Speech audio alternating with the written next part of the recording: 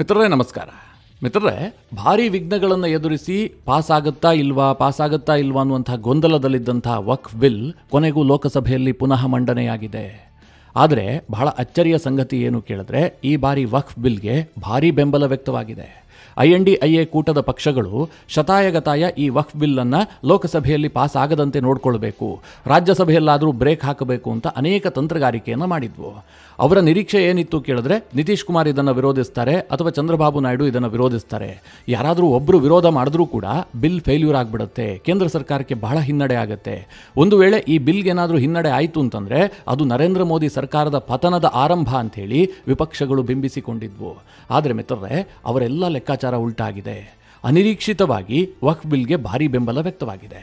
ಹಾಗಾದರೆ ವಕ್ಫ್ bill pass ಆಗುವಂಥದ್ದು ಹೇಗೆ, ಯಾವ್ಯಾವ ಪಕ್ಷಗಳು ಬೆಂಬಲ ಕೊಟ್ಟಿದ್ದಾವೆ, ವಿಪಕ್ಷಗಳು ಅದನ್ನು ತಡೆಯೋದಕ್ಕೆ ಏನೆಲ್ಲ ಪ್ರಯತ್ನಗಳನ್ನು ಮಾಡ್ತಾ ಇದ್ದಾವೆ, ಅದಕ್ಕೇನಾದರೂ ಯಶಸ್ಸು ಕೊನೆಗಳಿಗೆಯಲ್ಲಿ ಸಿಗುವಂಥ ಸಾಧ್ಯತೆಗಳಿದೆಯಾ, ವಕ್ಫ್ ಬಿಲ್ನ ಕಾನೂನು ಪಾಸಾದ ಮೇಲೆ ಯಾವಾಗ ಅದು ಜಾರಿಗೆ ಬರುತ್ತೆ, ಇದೆಲ್ಲದನ್ನು ಈ ವಿಡಿಯೋದಲ್ಲಿ ನಿಮಗೆ ಡೀಟೇಲ್ ಆಗಿ ತಿಳಿಸ್ಕೊಡ್ತೀನಿ. ನೀವು ಈ ವಿಡಿಯೋನ ಕೊನೆವರೆಗೂ ಮಿಸ್ ಮಾಡದೆ ನೋಡಿ.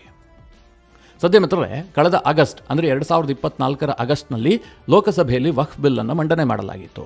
ಕೇಂದ್ರದ ಅಲ್ಪಸಂಖ್ಯಾತ ಕಲ್ಯಾಣ ಸಚಿವರಾದಂಥ ಕಿರಣ್ ರಿಜಿಜು ಈ ಬಿಲ್ಲನ್ನು ಮಂಡಿಸಿದ್ರು. ಬಿಲ್ ಮಂಡನೆಯಾಗಿದ್ಯಾಕೆ, ಅದರ ಹಿನ್ನೆಲೆ ಏನು, ನಾನೇನು ವಿವರಿಸೋದಕ್ಕೆ ಹೋಗೋದಿಲ್ಲ. ಯಾಕೆಂದರೆ ಇಡೀ ದೇಶದ ಪ್ರತಿಯೊಬ್ಬ ವ್ಯಕ್ತಿಗೂ ಕೂಡ ಗೊತ್ತು ವಕ್ಫ್ ಯಾವ ರೀತಿಯಾಗಿ ಆಟಾಟೋಪ ಮಾಡ್ತಾ ಇತ್ತು, ಈ ಹಿಂದಿನ ಸರ್ಕಾರಗಳು ಅವರಿಗೆ ಯಾವ ರೀತಿಯಾದಂಥ ಸರ್ವಾಧಿಕಾರವನ್ನು ಕೊಟ್ಟಿದ್ವು, ಅದನ್ನು ಯಾವ ರೀತಿಯಾಗಿ ಇವರು ಸ್ವೇಚ್ಛಾಚಾರದಿಂದ ಬಳಸ್ಕೊಳ್ತಾ ಇದ್ರು, ಇದೆಲ್ಲವೂ ದೇಶದ ಜನರಿಗೆ ಗೊತ್ತಿರುವಂತಹ ವಿಚಾರ. ಹೀಗಾಗಿ ನಾನು ಅದರ ಬಗ್ಗೆ ಹೆಚ್ಚಿಗೆ ಡೀಟೇಲ್ ಆಗಿ ಹೇಳೋದಕ್ಕೆ ಹೋಗೋದಿಲ್ಲ. ಆದರೆ ಈ ಬಿಲ್ಲನ್ನು ತಡಿಬೇಕು ಅಂತೇಳಿ ವಿಪಕ್ಷಗಳು ಮಾಡದಂತಹ ಪ್ರಯತ್ನಗಳು ಅಷ್ಟಿಷ್ಟಲ್ಲ. ನಿರಂತರವಾಗಿ ಪ್ರತಿಭಟನೆಗಳಾಗ್ತಾ ಇದ್ವು. ಈ ಹಿಂದೆ CAA ಕಾನೂನು ಬಂದಂತಹ ಸಂದರ್ಭದಲ್ಲಿ ಹೇಗೆ ಮುಸ್ಲಿಂ ಸಮುದಾಯವನ್ನು ದಾರಿ ತಪ್ಪಿಸಲಾಗಿತ್ತೋ, ಈ ದೇಶದಲ್ಲಿರುವಂತಹ ಮುಸ್ಲಿಮರನ್ನು ಓಡಿಸಲಾಗುತ್ತೆ, ಅವರ ನಾಗರಿಕತ್ವವನ್ನು ಕಿತ್ತುಕೊಳ್ಳಲಾಗುತ್ತೆ ಅಂತ ಹೇಗೆ ಅಪಪ್ರಚಾರ ಮಾಡಲಾಗಿತ್ತೋ, ಅದೇ ಪ್ರಕಾರವಾಗಿ ಒಂದು ವೇಳೆ ವಕ್ಫ್ ಕಾನೂನು ಏನಾದರೂ ಪಾಸ್ ಆಗಿದ್ದೇ ಆದರೆ ಈ ದೇಶದಲ್ಲಿರುವಂತಹ ವಕ್ಫ್ನ ಆಸ್ತಿಗಳೆಲ್ಲವೂ ಕೂಡ ಸರ್ಕಾರದ ಪಾಲಾಗುತ್ತೆ ಅಥವಾ ಹಿಂದೂ ಸಂಘಟನೆಗಳ ಪಾಲಾಗುತ್ತೆ, ಮಸೀದಿಗಳನ್ನೆಲ್ಲ ಕಿತ್ತುಕೊಳ್ತಾರೆ, ಹಾಗೆ ಹೀಗೆ ನಾನಾ ರೀತಿಯಲ್ಲಿ ಪ್ರಚಾರಗಳನ್ನು ಮಾಡಲಾಗಿತ್ತು. ಈ ಅಪಪ್ರಚಾರದ ಕಾರಣದಿಂದಾಗಿ ಕೆಲವೆಡೆ ಪ್ರತಿಭಟನೆಗಳು ಕೂಡ ಆಗಿದ್ವು. ಕೆಲ ಸಂಘಟನೆಗಳಂತೂ ಈ ಹೊಸ ವಕ್ಫ್ ಲಾವನ್ನು ತಡೆಯೋದಕ್ಕೆ ಅದೆಷ್ಟು ಪ್ರಯತ್ನ ಪಟ್ಟಿದ್ದಾವೆ ಅಂತ ಹೇಳ್ತಿರೋದು. ಆದರೆ ಮಿತ್ರರೇ, ಕೇಂದ್ರ ಸರ್ಕಾರ ಹಂತ ಹಂತವಾಗಿ ಬಹಳ ಜಾಣ್ಮೆಯಿಂದ ಈ ಮಸೂದೆಯನ್ನು ಪಾಸ್ ಮಾಡೋದಕ್ಕೆ ಬೇಕಾದಂತಹ ಸಿದ್ಧತೆಗಳನ್ನು ಮಾಡಿಕೊಳ್ತು. ಆರಂಭದಲ್ಲಿ ಕಳೆದ ಆಗಸ್ಟ್ನಲ್ಲಿ ಈ ಮಸೂದೆ ಮಂಡನೆ ಆದಂತಹ ಸಂದರ್ಭದಲ್ಲಿ ಆ ತಕ್ಷಣಕ್ಕೆ ಪಾಸ್ ಮಾಡಬಹುದಾಗಿತ್ತು. ಆದರೆ ದೇಶದಲ್ಲಿ ಅನಗತ್ಯ ದೊಂಬಿ ಗಲಾಟೆಗಳಾಗತ್ತೆ ಅಂತೇಳಿ ಇದರ ಬಗ್ಗೆ ಸ್ವಲ್ಪ ಚರ್ಚೆ ಆಗ್ತಾ ಇರಲಿ, ಜನರಿಗೂ ಇದರ ಬಗ್ಗೆ ಅರಿವು ಬರಲಿ ಅಂತೇಳಿ JPCಯನ್ನು ರಚನೆ ಮಾಡಲಾಗುತ್ತೆ. ವಿಪಕ್ಷಗಳು ಸ್ವಲ್ಪನಾದರೂ ದಾರಿಗೆ ಬರ್ತಾವ ಅಂತ ಆ JPCಯಲ್ಲಿ ವಿಪಕ್ಷದ ಸದಸ್ಯರಿಗೂ ಕೂಡ ಅವಕಾಶವನ್ನು ಕೊಡಲಾಗುತ್ತೆ.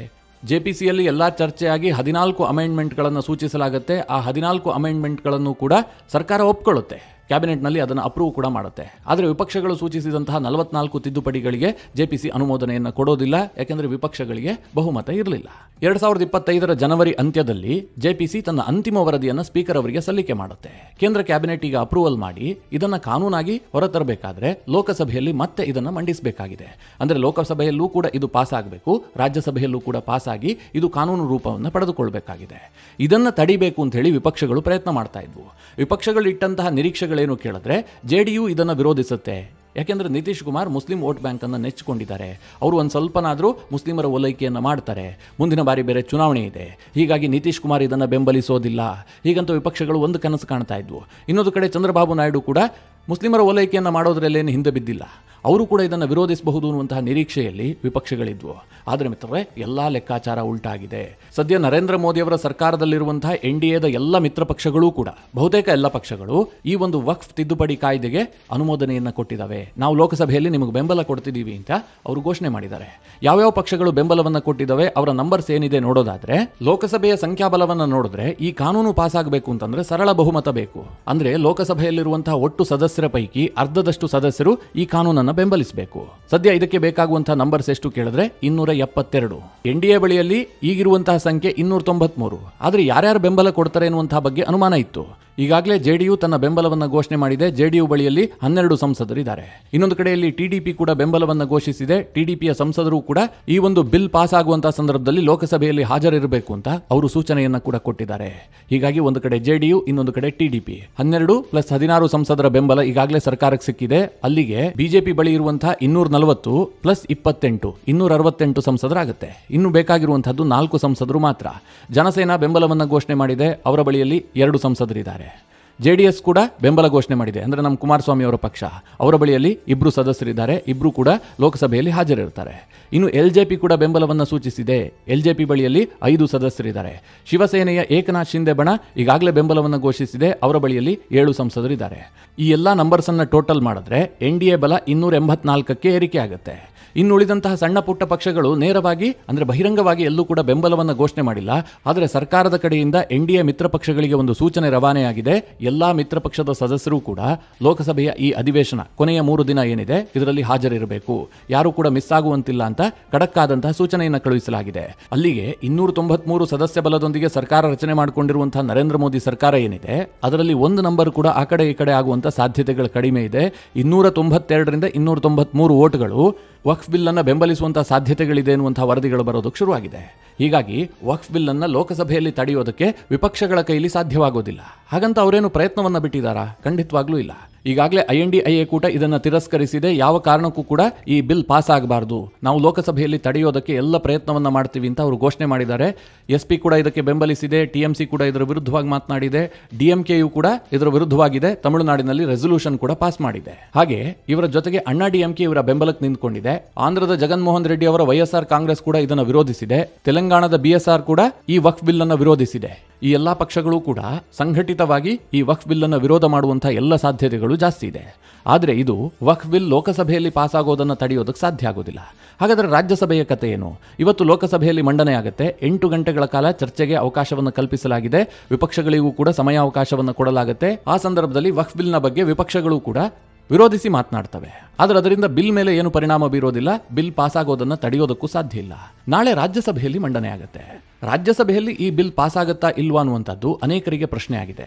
ಆದ್ರೆ ಮಿತ್ರರೇ, ರಾಜ್ಯಸಭೆಯಲ್ಲೂ ಕೂಡ NDA ಬಹುಮತವನ್ನು ಸಾಧಿಸಿದೆ. ರಾಜ್ಯಸಭೆಯಲ್ಲಿ ಈ ಬಿಲ್ಗೆ ಯಾವುದೇ ತಾಪತ್ರಯ ಇಲ್ಲದೆ ಪಾಸ್ ಆಗುತ್ತೆ ಅಂತ NDA ಮೂಲಗಳೇ ಹೇಳ್ತಾ ಇದ್ದಾವೆ. ಅದೇನು ಲೆಕ್ಕಾಚಾರ ನೋಡೋದಾದ್ರೆ ರಾಜ್ಯಸಭೆಯ ಒಟ್ಟು ಸದಸ್ಯರ ಸಂಖ್ಯೆ 245.